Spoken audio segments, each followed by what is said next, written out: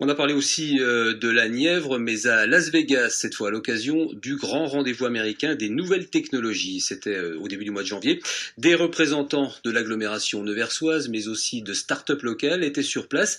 Ville connectée, Smart City, c'est la tendance du moment, et Nevers entend bien tenir sa place dans cette course au numérique. Les explications de Rémi Chiden et Tania Gomez. Il ne faut pas on perde la dynamique dans laquelle on est entré à l'occasion du CES Las Vegas. Pas de temps à perdre dans les locaux de Lunk. La start-up neversoise finalise son premier gros contrat. Un partenariat avec le groupe La Poste obtenu grâce à la rencontre de ses principaux dirigeants au Consumer Electronics Show de Las Vegas. Ça peut prendre 2 ans pour pouvoir rencontrer toutes ces personnes avec 4 rendez-vous différents qui ne vont pas créer en fait la même énergie, les mêmes synergies qui ont fait que nous avons réussi à aller beaucoup plus vite. Plateforme digitale et interface d'analyse de données, l'entreprise est installée à Nevers depuis un peu plus d'1 an.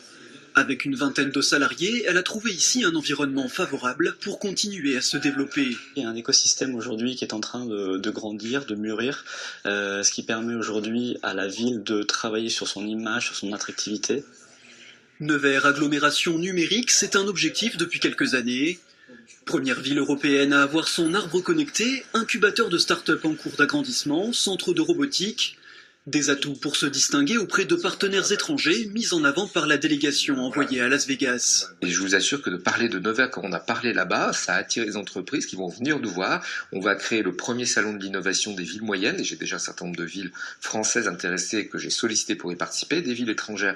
Donc voilà, ça nous permet d'être présents là où il faut, c'est-à-dire pas seulement en Bourgogne-Franche-Comté, pas seulement en France, mais dans le monde. Une démarche de territoire connecté que Nevers concrétisera avec des expérimentations dans les prochains mois, ainsi qu'un partenariat avec le Québec autour de l'innovation, après Israël et en attendant la Tunisie.